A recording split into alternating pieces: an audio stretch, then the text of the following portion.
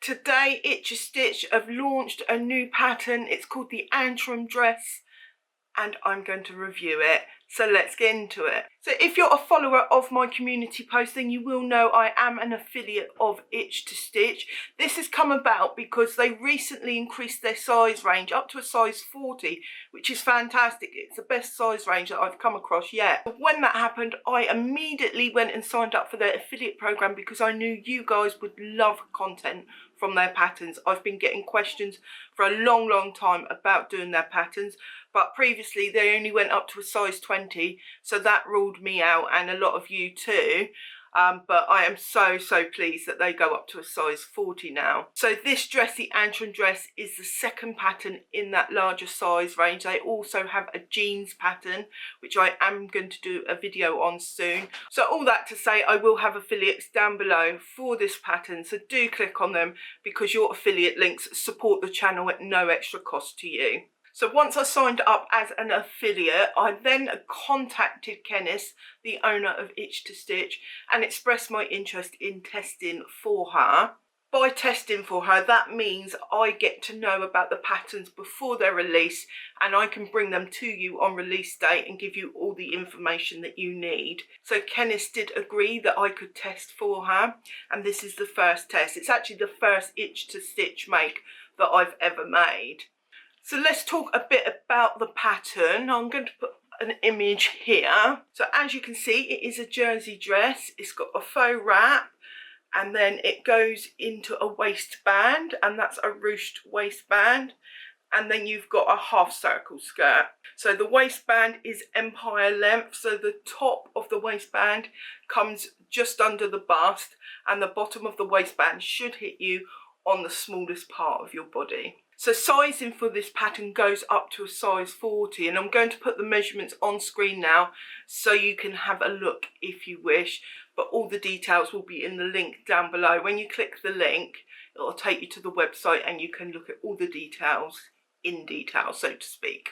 So first off, I made a toile, and I just made it out of some scrap fabric. So I'm running really low with fabrics, jersey fabrics at the moment, and I didn't want to cut into a new fabric for a toile, so I just copied Karina because she, if you've watched her video today as well, she'll also have a video today about this make, so do check that out.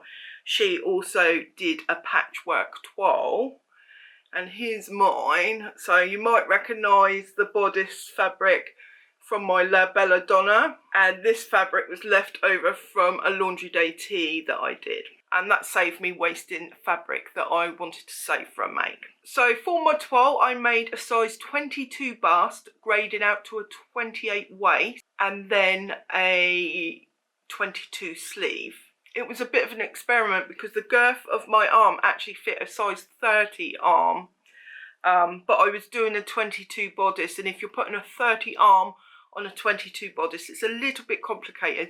So I thought, I'm going to go with a size 22 and see what happens, because the fabric's really stretchy. You can allow for some negative ease. So I made it up, and the shoulders were falling off me. I'll pull it here so you can see, but you can see the shoulders, the shoulder seam come right down here, and I was thinking, I've got the usual issues I have, because I always have a lot of issues for shoulder seams, and I always have to bring them in. So that's what I was thinking the issue was. When I mentioned to Kennis on the tester group that I'm in, she said the reason that the shoulder seam is down here is because the sleeve is too tight and the sleeve is pulling it down. Now that's something that hadn't occurred to me. So if you do make a sleeve, especially in a jersey that is too tight, because in jersey you can get away with it to an extent in the way that you can't in woven. So in wovens I would have done a bicep adjustment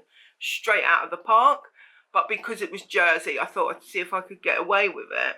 And this doesn't just apply for sleeves, it applies for everything all over the dress, is that if something doesn't fit correctly in one place, it's going to affect other areas as well. So other issues I had with this toile was that the bottom of the back waistband at the centre back was a little bit low, and it was a little bit high at the centre front. So I knew I had some adjustments to make, and they were to grade to a larger armhole, to add a little bit of extra length at the front and take a bit of length away at the back. So the next stage was I cut into my beautiful, beautiful fabric.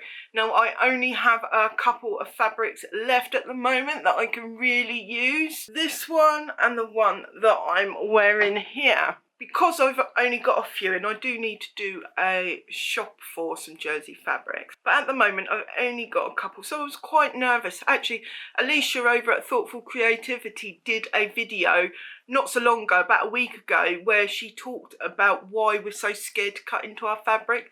It is worth a watch. It's really quite thought-provoking, so do check that out down below. I'll leave a link for it. You know, in her video, which I won't spoil in case you haven't seen it, she gets straight to the point about why we're scared, and it was the very reason that I was scared. So I just had to jump in and do it. So that's what I did. But I cut it all out and I forgot to cut the ruche waistband.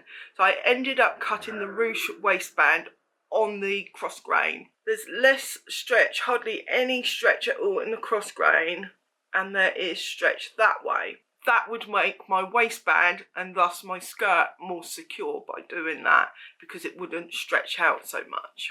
So another thing I also did was to cut two backs. So I've cut two back pieces and I'm going to treat them as one piece, but I'm going to put some, I've just got some woven tape that I'm going to put on the inside, and that will stop the neckline from stretching out.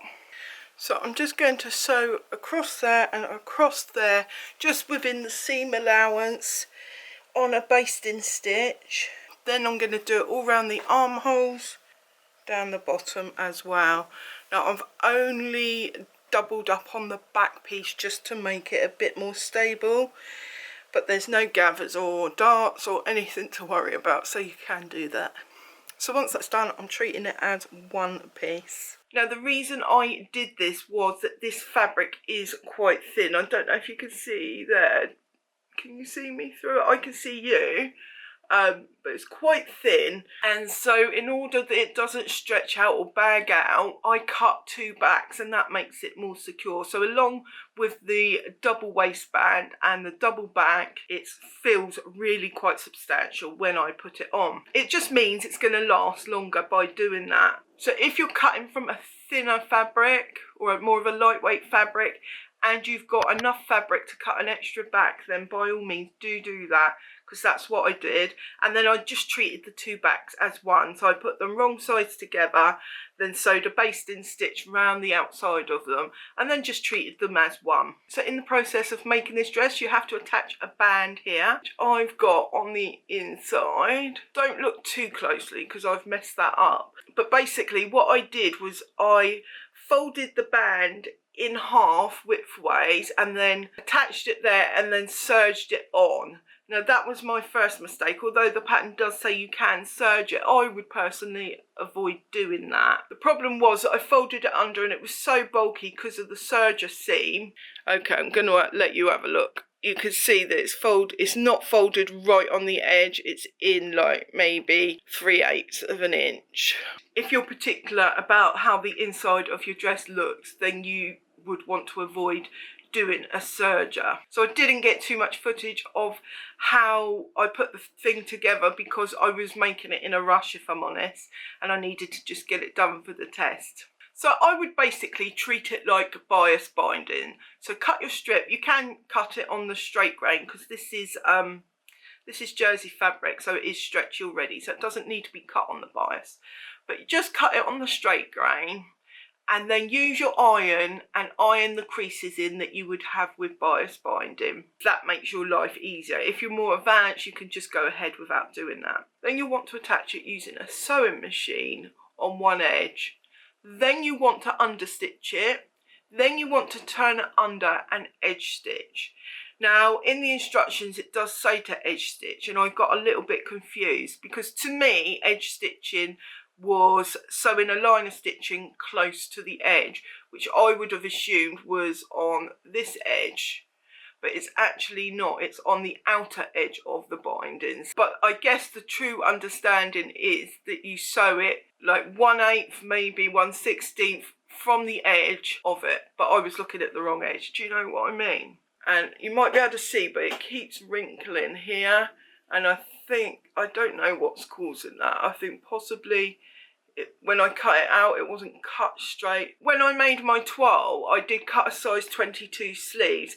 I graded it up to a 26, but I do really need a size 30. I think as well as pulling the shoulders down, it's actually pulling there. Can you see that drag line? Someone asked in my Q&A video, which I did a few weeks ago, what drag lines were, and that there is the drag line.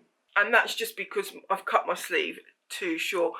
Because of all the issues having a smaller sleeve is given me, if I was making this again, I would definitely go with a size 30 sleeve, which is what my measurements dictate. So I just keep pulling it down, and when I took the photos, I was trying to pull it down so that that drag line wasn't showing there. But it's not too bad, it's okay. So when you're sewing the waistband pieces together, you've got 2 waistbands, and one of them you have to gather up like vertically into a ruche. If I can show you there, this fabric doesn't ruche too well, and you can barely see it there, but it is basically ruched into the sides there. You've got your 2 separate pieces. Well, you've got 4 pieces. So you've got a front piece and a back piece, which is just cut a straight waistband, and then you've got a ruched waistband, which is essentially wider, and you gather it down to the required height. So you base the straight waistband and the ruched waistband together at the sides, and then treat it as one piece. When I was doing it, I got a little bit confused because I had in my mind that where you've got 2 waistband pieces, on the inside you would see the right side of the fabric, so it looks prettier, but actually you don't. You see the wrong side on the inside. So do bear that in mind, and then you can just treat the 2 pieces as one piece. So when you're making your skirt, and this is something I didn't bear in mind because I only toiled the top half, not the skirt. I should have toiled the skirt really, but I just saw it as I haven't got enough fabric to do that. So I thought it would be okay, and actually there is a little bit of a slight raise in the centre back. Where the bottom comes out, it raises up the fabric at the back. So I could have probably done a full bottom adjustment of 1 inch, and that would have levelled it out a little bit. But if you generally have a fuller bottom, I would highly recommend you do a full bottom adjustment.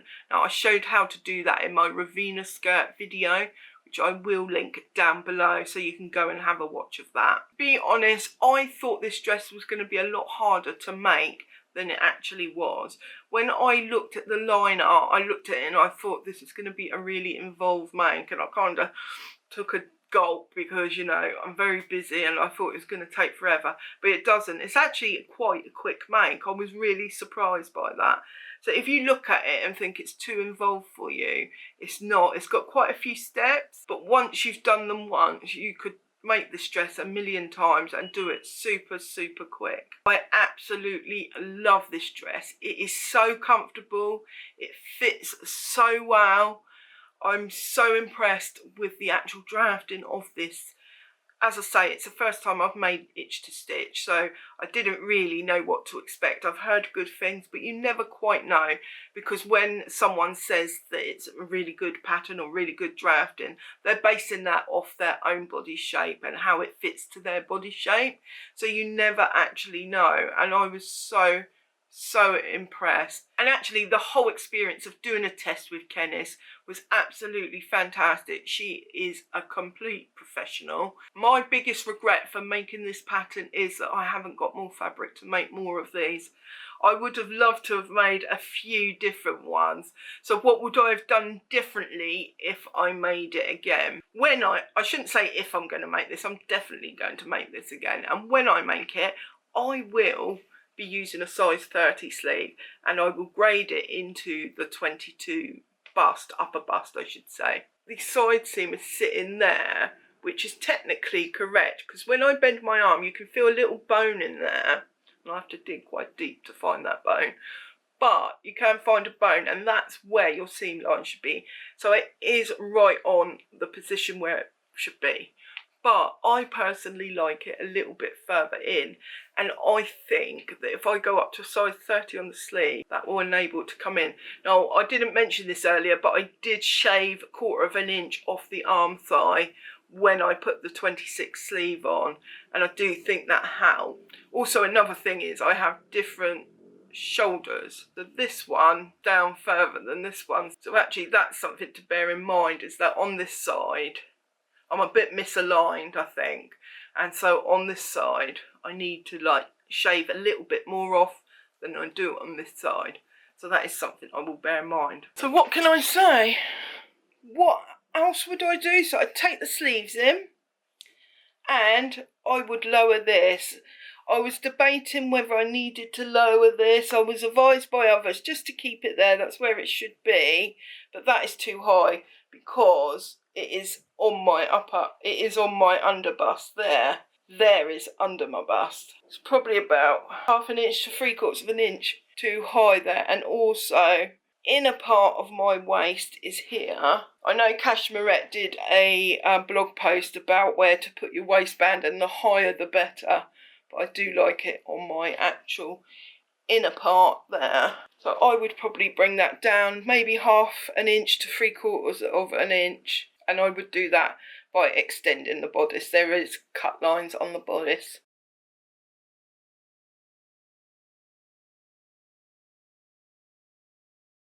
So if this dress is something that interests you and you think it would suit you and your lifestyle, do check out my affiliate link down below. Go and have a read of the pattern.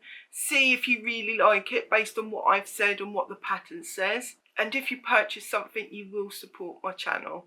And I am very, very appreciative of that.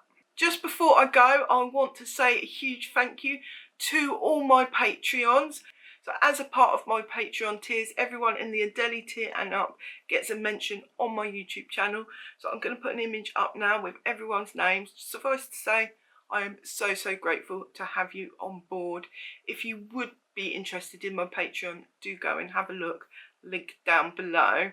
I also have a Ko-fi account where you can leave a commitment-free donation if you want to support my channel. If you're only in a position to support me in a free way, hitting subscribe, liking the video, commenting, all those things really, really help me, and I appreciate it a lot. Until next time, happy sewing, stay safe, bye for now.